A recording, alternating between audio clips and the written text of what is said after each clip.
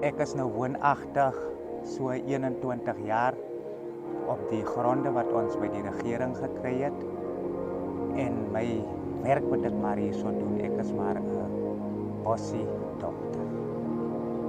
Ons lewe mos met klimaatsverandering. Maar as ons nie ons plante oppas en vir hulle volhoubaar gebruik nie, sal dit nog als 'n probleem raak. Gelukkig die natuur het sy eie gang met klimaatsverandering ook saam met ons mense lewe. Ewen ons tradisionele dokters wat die kennis van die mense gebruik moet ook ooreenkomste hê.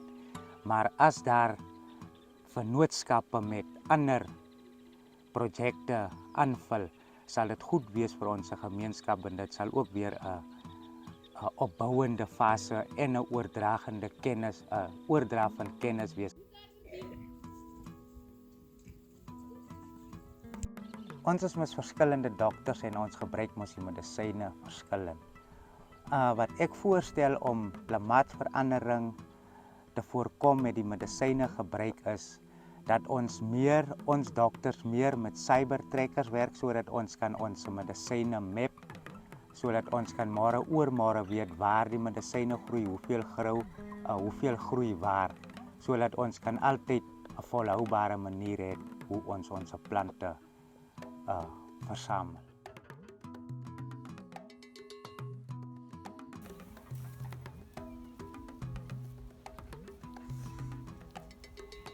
Yeah, we learn a lot of the nature and everything, even that sawgrass have a value. So everything have a value, and that value bringing healing, water, and all that stuff.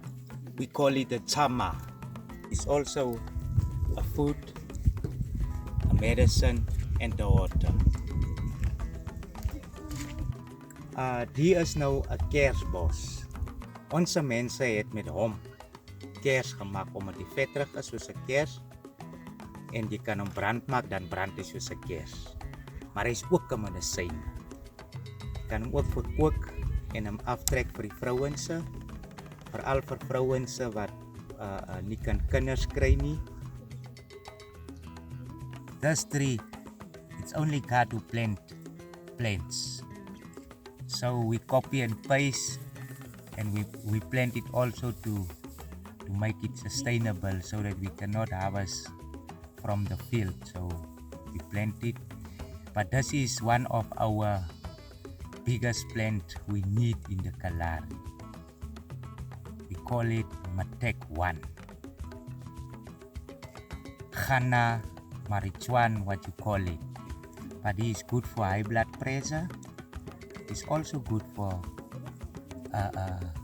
high fever. You can use it when you have high fever, and it's also for different headaches and all that stuff. So you can drink him when you have high blood pressure also.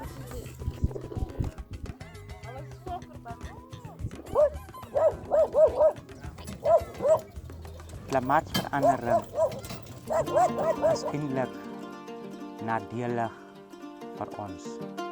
So dit is 'n baie goeie ding dat die jong mense vir ons groot mense bewus maak van klimaatsverandering, want ons het mos sonder bewusmaking groot geword.